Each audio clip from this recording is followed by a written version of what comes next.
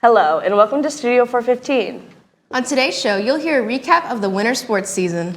You'll hear what your fellow classmates think about the construction. And you'll get to see what the Fort Wayne Farmers Market is all about. All of that and more coming up next.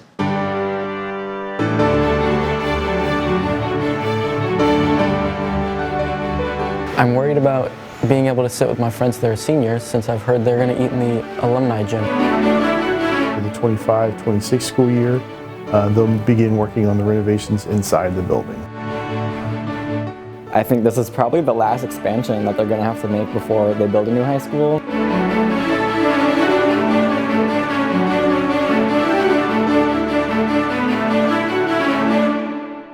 Welcome to Studio 415. I'm Macy Fall. And I'm Ella Hall. Due to an increase of student enrollment and lack of space, Carroll High School is undergoing some major renovations. We spoke with many students to hear how they feel about the construction and how the loss of parking spaces is affecting them.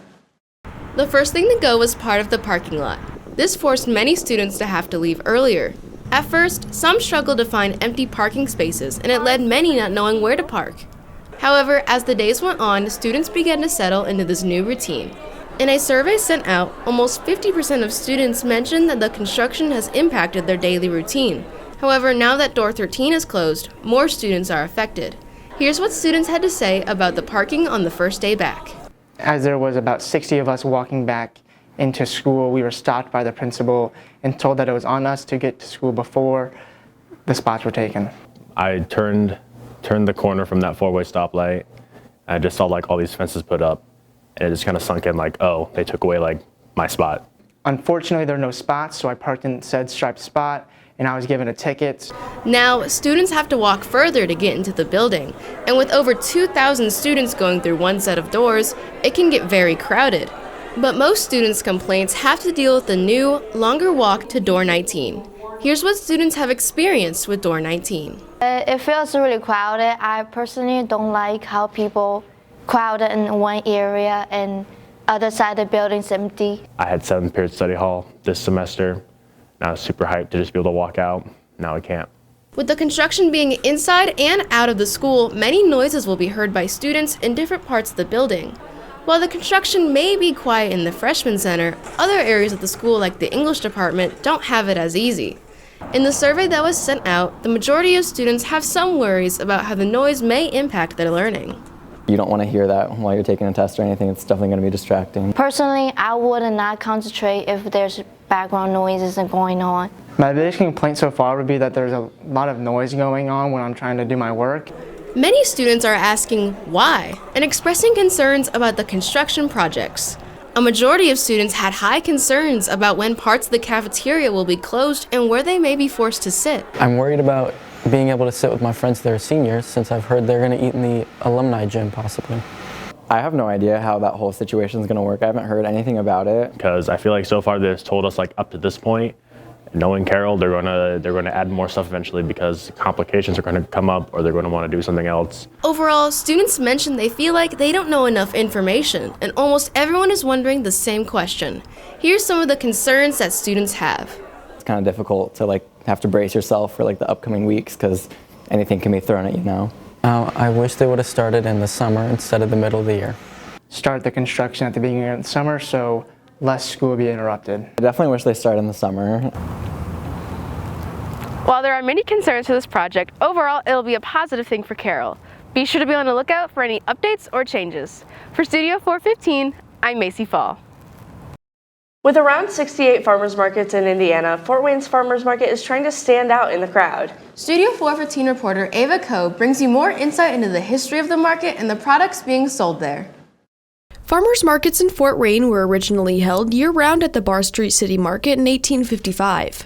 Merchants could rent a stall for $5 to $15 a year to sell their produced goods. With the Bar Street Market being one of the oldest and best-known features of downtown Fort Wayne, their popularity slowly declined during the 1950s as more shopping centers were opened nearby. Multi-business owner Lee Rowan wanted to keep the Fort Wayne's Farmers Market thriving for years to come, so she organized the market in August of 2012. They opened their doors in October for only one day out of the month so farmers were able to perfect their growing techniques. They then moved to a permanent outdoor location at the Electric Works for summer seasons. With the market's popularity growing and customers urging for it to be open more, they finally opened an indoor location at 500 East State Boulevard across from Northside High School. As of 2023 and 2024, the East State location is open October 27th to May 11th every Saturday from 9 a.m. to 1 p.m. The Fort Wayne's Farmers Market is home to more than 50 year-round producer-only vendors, some of which have been vending with the market for many years. These vendors sell a wide variety of products including home-based and professionally prepared foods,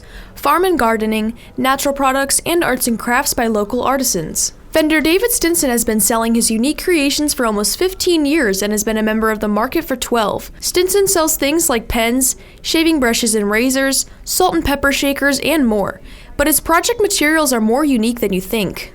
And I make all kinds of items from the woods and deer antlers and corn cobs and acrylics, and I buy kits that have the metal parts, and then I use the rest to make what I want with the woods. And Fort Wayne's Farmers Market ensures all of their food products are naturally produced by performing routine farm visits for all farm vendors. This prevents and discourages wholesale items from being brought and sold. The Farmers Market also offers produce for everyone, including vegan, paleo, keto, vegetarian, and wheat and gluten-free products. Rowan's permanent farmers market has helped many local sellers expand. So to extend it to 52 gives these businesses an opportunity to flourish and to grow, which it has happened. Like GK now has a bakery, Junk Ditch has a restaurant. There's a variety of small businesses that came up through farmers markets. If you're interested in supporting local vendors or even becoming one yourself, you can find more information at fortwaynesfarmersmarket.com. Make sure to stop by the market before May 27th of 2024. And for Studio 415, I'm Ava Coe. The winter sports seasons are wrapping up and will be in postseason play very soon. Jaden Householder and Chase Roberts are back to recap where each team is in their season on this week's Charter Sports Center.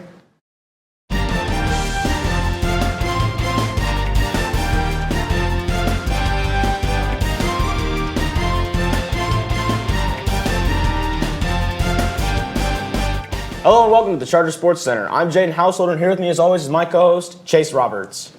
Carroll Wrestling completed in postseason matches the past few weeks. The team finished third in sectionals to advance to regionals, where the team finished ninth. In sectionals, August Adam finished first in the 165 weight class. Boston Blake, who qualified for semi-state, Noah Bowser and Jaden Berry finished second in their respective classes, and Michael Furness, Parker Neiman, and Braden Lothamer finished third in their classes.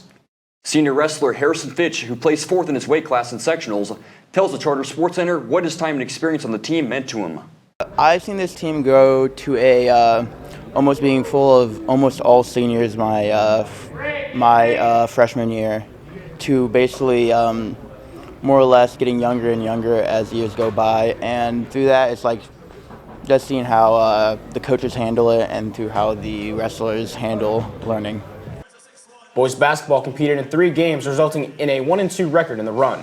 The boys currently sit at a 7-11 record with a 2-3 record in the SAC. In their first match, the boys lost a close game to Snyder, 73-69, where Jackson Pardon led the team up with 26 points. Paxton Cream put up 15 points, and Jair Sampson finished with 14 points. On the following day, the boys lost another close match to Yorktown, 50-48. Pardon led the team with 17 points, Sampson ended with 13 points, and Grant Peters finished with 10 points. In their final game of the stretch, the boys put up a 1-point victory over Huntington North, 52-51. Pardon tallied another 26 points in this game. Sampson and Crane followed up with 7 points, and Peters finished with 5 points. The boys' next game takes place this Friday at Homestead. We spoke with Pardon to see how the team can prepare themselves for postseason play. We've had some ups and downs, but I think going through a lot of our games, a lot of our hard times, we see what we got to do to be better. So just coming to practice and fixing those little things will make us better. In our first ever edition of the Charger Dome, Jaden sits down with one head coach to get his take on the boys basketball team and what their plans are for the future. Welcome to this week's edition of the Charger Dome. With me today is third-year head coach of the boys basketball team, Coach Ryan Abbott. Coach, how are you this morning? I'm great. How are you guys? I'm doing really good. Awesome. So we're just going to ask you a few questions about the team this season. So how do you believe the team has progressed so far this season? You know, I think it's a season of lessons. I think the progression's been really good. I think adversity either makes or breaks a team. And we've dealt with a lot of it, I think, as all teams do. But, you know, if we look back at our year so far with our 17 games we have in, we've had 8 different starting lineups. Some of that's due to injury. Some of that's due to guys playing well and pieces moving in and out. So, you know, with the season of lessons that I mentioned, I think we're building toughness and togetherness as we go, and hopefully saving the best here for the end. So what is one thing that the team has excelled at this year, and what is one thing that you think could be improved on? Great question. You know, I look at 4 of our last 6 opponents we have been able to hold under their offensive average. And that's something our team's really bought into as of late, the last about month since our Homestead tournament, as we've talked a lot about, you know, holding them under that average and really buying into the defensive end of the floor. As you guys know, well, obviously we want to make every shot we take, but on the woes of poor shooting nights, we want to make sure we're hanging our hat on defense and giving us a chance to win. And I think our team's done that. Unfortunately, we didn't do that early in the year. We probably would have a couple more wins under our belt. Something that we can improve on, you know, we've been talking a lot about potential assist and ball movement. Games get a little bit tighter here in February, and as you start to creep towards the sectional in March, and teams where you think that, hey, this team's going to beat this team by 15, boy, in February and March, usually it's only by a couple of possessions. So I think improving our efficiency and ball movement on the offensive end of the floor will translate to us on defensive too. So the season is coming close to ending for the boys this year. So what can your expectation be for these next few games? You know, we're really building for the sectional, and if it's all about the sectional at the end, we can't wait until that February 27th date and the first day of March to really get things going. So we need to use this month of February to build some momentum. Basketball is a tremendous game of momentum, and we want to get some things going in our direction the right way. And then, you know, we do play those Spartans this month too, so it'll be a good one for us to build towards the sectional. And we've got senior night at our place the last Friday of the season too. So there's some big games ahead. There's still a lot to play for, and then I think it's all about the sectional. Going back to the seniors, as your 3 years of head coach, those seniors have been on your team since you've started. How have you seen those guys grow over your 3 years as coach?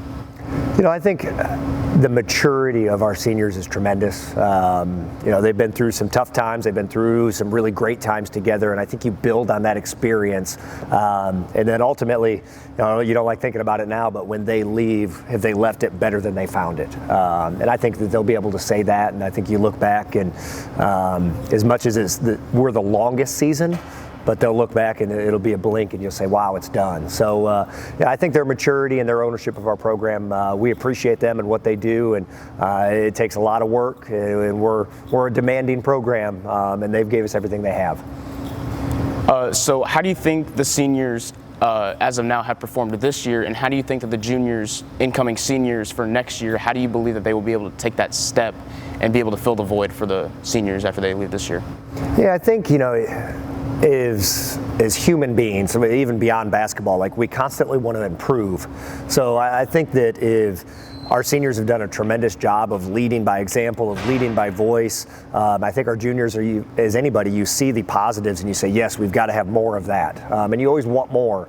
And then you say, hey, where were our shortcomings? Whether it's on the defensive end, whether it's, you know, execution down the stretch in the last minute of each quarter, those kinds of things. And I think our juniors, sophomores, and freshmen see those shortcomings and say, okay, this is where we can improve. So I think it's just the constant battle of how do we get better.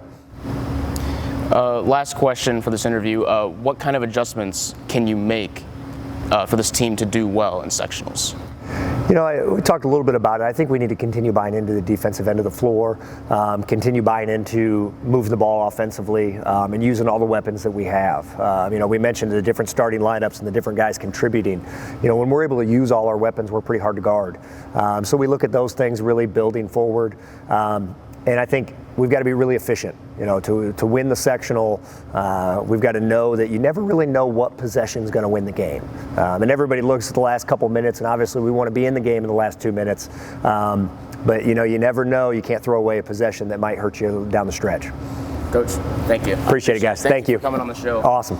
That's all we have for the Charger Dome this week. Chase, back to you in the studio. Girls basketball finished out their season last week in sectionals, winning their first 2 before losing the sectionals final. The girls finished with a 9-15 record and a 5-4 record in the SAC. In their first sectionals game, the girls won a close game 45-43. Jaden Fuller led the team with 13 points, Ava Myers followed up with 12 points, and Lily George finished with 7 points. In their second sectionals match against Northside, Jersey Paul led the team with 22 points, George ended with 17 points, and Lauren Kirkpatrick finished with 6 points. In their last game of the season, the girls lost 68-29 to Snyder in the final. George led the team with 11 points, Paul ended with 10 points, and Fuller finished with 7 points. Fuller tells the Charter Sports Center how the team has performed this season. I think we improved a lot beginning from the start to the end. We were really unexperienced this year. We only had 3 varsity returners. So for us to come back on senior night and to only get beat by a really good team by 20, I mean, I'm happy. I'll be fine with that performance, and I think we can sharpen it up for sectionals. Carroll Club Hockey competed in 2 games in this past few weeks against Homestead and the Fort Wayne Vipers. The team moves to a 13-0 record in city play. Against Homestead, goalie Cam Gannow completed the shutout for the team's 5-0 win. Forward Dylan Braun recorded 3 goals in the game, followed up by forwards Carter Gannow and Finn Cupp scoring their own individual goals. In their next game, the Chargers put up another win 4-0 against the Vipers. Braun recorded another hat trick, and forward Adelie Shearer recorded the 4th goal in the game. Forward Colson Wright recorded 2 assists, and Carter Gannow and Cupp both tallying their own assists. Chargers' next match takes place tonight for the first round of the city playoffs at the Sport One Parkview Ice House. We spoke with Braun about what the team expects going into the postseason. I just hope we keep playing how we're playing, sticking to what Coach says, and I hope we really can get City done this year because obviously we're coming off a hard year for City last year, so that's one of our big goals is just win City and then get to state. Girls swim and dive became sectional champions this past week with 14 girls qualifying for the state finals. Boys swim and dive prelims for sectionals takes place tomorrow at Southside, with the finals taking place on Saturday. And finally, gymnastics took home their 2nd place at the Lakeland Invitational last week. Their sectionals takes place on February 24th at Concordia. That's all we got today for the Charter Sports Center. As always, I'm Chase Roberts. And I'm Jaden Householder. Back to you guys in the studio. That's all we have for today. Thanks for watching. If there's a story you'd like us to cover, please let us know. And for all of us here at Studio 415, have a great week, Carroll.